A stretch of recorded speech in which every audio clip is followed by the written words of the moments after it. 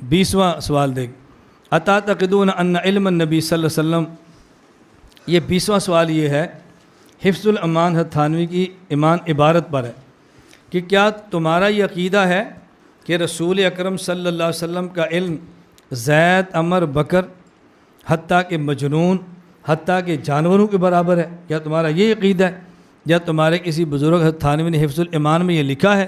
جواب سنیں، یہ بڑی دلچسپ بات ہے۔ حفظ ایمان میں حضرت نے 3 مسئلے لکھے ہیں۔ نمبر 1، قبر پر سجدہ تعظیمی حرام ہے۔ نمبر 2، قبر کا طواف حرام ہے۔ نمبر 3، حضور پاک کو عالم الغیب کہنا حرام اور ناجائز ہے۔ اب عالم الغیب کہنا کیوں ناجائز ہے؟ فرمایا غیب اسے کہتے ہیں کہ معلم یقم علیہ دلیل ولم یکن الی درکہ وسیلۃ و دلیل، کہ سبیل، غیب اسے کہتے ہیں کہ جس پر کوئی دلیل نہ ہو اور اس تک پہنچنے کی کوئی صورت نہ ہو۔ جب آپ اس تک پہنچ گئے اب وہ غیب نہ رہا بلکہ وہ حاضر ہو گیا، وہ تو شاہد ہو گیا، مشہود ہو گیا، وہ تھوڑا غیب رہا۔ غیب اسے کہتے ہیں اللہ کی ذات کے علوم جس تک بندہ نہیں پہنچ سکتا، بندہ نہیں جا سکتا، وہ سارے غیب ہیں۔ اس لیے اللہ کی ذات عالم الغیب ہے کہ ان کے ایسے علوم ہیں جن تک وہ بندہ نہیں پہنچ سکتا۔ اور یہ لفظ اللہ کے نبی پر آپ استعمال نہ کریں کہ حضور عالم الغیب ہے۔ کیوں؟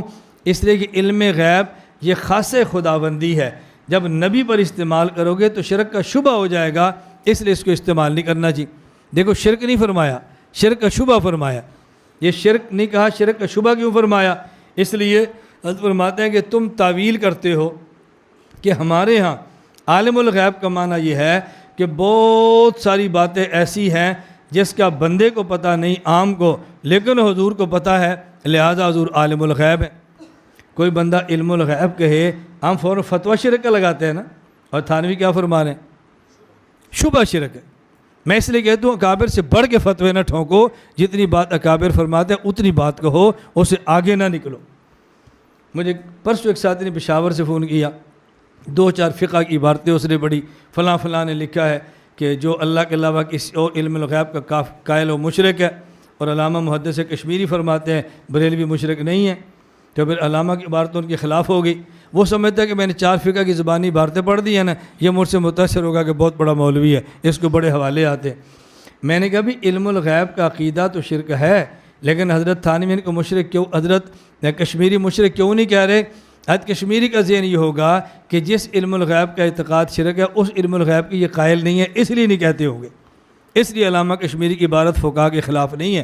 بہت جلدی عبارتیں لڑایا نہ کرو، تطبیق کی صورت پیدا کیا کرو۔ اب حضرت تھانوی فرماتے ہیں اس میں علم الغیب اگر نبی پر ثابت کریں گے تو پھر شرک کا شبہ ہے، اور فرماتے ہیں یہ نہ کرو۔ کیوں نہ کرو؟ آپ کہتے ہیں ہم حضور کو عالم الغیب اس تعویل اور اس معنی سے کہتے ہیں کہ بہت ساری باتیں ایسی ہیں کہ جو اللہ کے نبی صلی اللہ علیہ وسلم کو معلوم ہیں اور عام آدمیوں کو معلوم نہیں۔ پھر میں اگر یہ تعویل کر کے حضور کو عالم الغیب کہنا ہے تو یہ تعویل کر کے کوئی بندہ کہہ دے گا میرا باپ میرا خالق ہے۔ کیوں؟ میرے یہاں خالق کا معنی یہ ہے کہ جس کی وجہ سے میں پیدا ہوں، باپ کو، لہٰذا میں خالق ہوں۔ میرے یہاں خالق کا معنی یہ ہے، تعویل کر لی۔ ایک بندہ کہے گا میں جس فیکٹری میں کام کرتا ہوں نا، فیکٹری کا مالک میرا رازق ہے۔ کیوں؟ میرے یہاں رازق کا معنی جو کام لے اور تنخواہ دے، لہٰذا وہ رازق ہے۔ یہ تعویل کر کے آپ عالم الغیب حضور کے لیے ثابت کریں گے تو تعویلیں کر کے اللہ کی ساری صفات ہی مخلوق پر چسپاں ہو جائے گی، پھر اللہ کا کمال کیا رہ جائے گا؟ بتاؤ، بات سمجھ آ گئی؟ نمبر 2 فرمایا دوسری بات، تھانوی کی کتنی دقیق بات فرمائی۔ فرمایا دوسری بات، اگر جس تعویل سے تم اللہ کے نبی کو عالم الغیب کہتے ہو، اسی تعویل سے ایک بندہ کہے گا اللہ عالم الغیب ہی نہیں ہے، وہ اللہ سے نفی کر دے گا۔ کیوں؟ وہ کہتا ہے میرے یہاں عالم الغیب اسے کہتے ہیں کہ جس کو بہت ساری ایسی باتوں کا پتہ ہو جس کا دوسروں کو پتہ نہ ہو، لیکن عالم الغیب کا معنی یہ نہیں ہے سب کو پتہ ہو، لہذا میں اللہ کا عالم الغیب نہیں کہتا کیونکہ اس کو سب کا پتہ ہے۔ پھر کیا کرو گے؟ تعویل سے اگر حضور کے لیے ثابت ہو رہا ہے، اللہ سے انکار بھی ہو جائے گا۔ سمجھ آ گئی دلیل؟ بھائی نہیں سمجھ آئی پھر میں کہوں؟ جی بولو نا۔ حضرت فرماتے ہیں کہ تم کہتے ہو جی ہم حضور کو عالم الغیب کیوں کہتے ہیں؟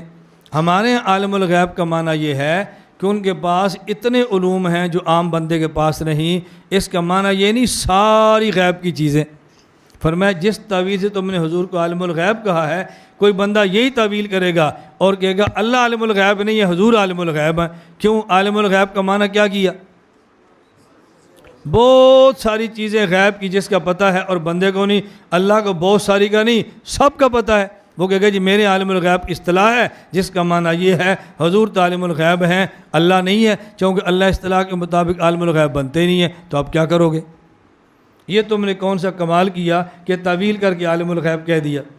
آگے تیسری بات سمجھو، یہ میں ان سب کا خلاصہ پیش کر رہا ہوں۔ تیسری بات فرمایا اگر تم تعویل کر کے عالم الغیب کہتے ہو، میرا سوال یہ ہے آپ نے اللہ کے نبی کو عالم الغیب کہا، کیوں کہا؟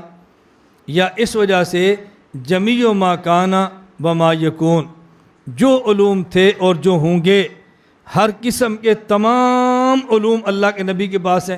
اگر معنی یہ ہے اس پر دلیل پیش کرو، اور اس کی دلیل تمہارے پاس موجود نہیں ہے۔ اور اگر اس کا معنی یہ نہیں ہے، اس کا معنی یہ ہے حضور پاک کو بہت ساری ایسی چیزوں کا پتہ ہے جس کا ہمیں نہیں پتہ، ہم اس وجہ سے عالم الغیب کہتے ہیں۔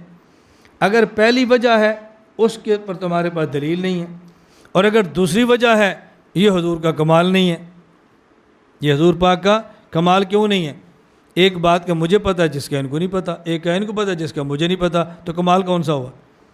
یعنی اللہ کے نبی صلی اللہ علیہ وسلم کو بعض ایسی باتوں کو پتہ ہے جس کا ہمیں نہیں پتہ۔ کئی حضور کا کمال کون سا ہے؟ ایک بات کا زید کو پتہ ہے بکر کو نہیں پتہ، بکر کو پتہ ہے زید کو نہیں پتہ۔ حتیٰ کہ ایک بات کا ایک پاگل کو پتہ ہوتا ہے اور عقل مند کو پتہ نہیں ہوتا، یہ کون سا کمال ہے؟ اور ایک بات کا جانور کو پتہ ہوتا ہے، انسان کو پتہ نہیں ہوتا، یہ کمال کون سا ہے؟ دیکھیں چیونٹی کو پتہ چلتا ہے نا گھی کہاں پڑا ہوا ہے، ہمیں نہیں پتہ چلتا۔ ہدہد زمین پر ہو پتہ چلتا ہے یہاں پانی ہے کہ نہیں، ہمیں پتہ نہیں چلتا۔ ککڑی کو مرغی کو پتہ ہے میں نے انڈا کہاں دینا ہے، ہمیں نہیں پتہ اس نے انڈا کہاں دیا ہے، پتہ ہے یا نہیں، تو کیا ہم سے افضل ہوگی؟ فرمایا حضور کا کون سا کمال ہے؟ میں اس لیے کہہ رہا ہوں کہ عالم الغیب اللہ کے نبی کو نہ کہو۔ اگر عالم الغیب بایمانہ کہ جمیع ما کان ما یکون کا علم تھا، اس کی تمہارے پاس دلیل نہیں ہے، اور اگر بایمانہ کہ کچھ ایسی باتیں معلوم جس کا ہمیں نہیں پتہ، یہ حضور کا کمال نہیں ہے۔ یہ علم تو زید کو بھی ہے جو بکر کو نہیں ہے، پاگل کو بھی ہے، عقل مند کو نہیں ہے، جانور کو بھی ہے جو انسان کو نہیں ہے۔ بعض ایسی باتیں جو دوسروں کو معلوم نہ ہو، یہ کمال نہیں۔ کمال اسے کہتے ہیں جو اس بندے میں ہو اور دوسرے میں نہ ہو، کمال اسے کہتے ہیں۔ آپ کو یاد ہے میں نے شروع میں کہا تھا کہ کمال علم نبوت ہے یا عمل نبوت ہے؟ کیوں؟ علم نبی کا کمال ہے کہ اس جیسا علم کسی کے پاس نہیں ہے، عمل نبوت کمالات میں سے نہیں ہے۔ یہ بات الگ ہے کہ نبی اعمال میں حقیقتاً تو نہیں، حقیقتاً امت سے بڑھ جاتا ہے۔ یہ تحذیر الناس کی دوسری بات ہے جو قابل اعتراض ہے۔ ایک یہ جو اس پر ہے، دوسری اس کے متعلقہ نہیں ہے، اس لیے میں اس پہ بات نہیں کر رہا۔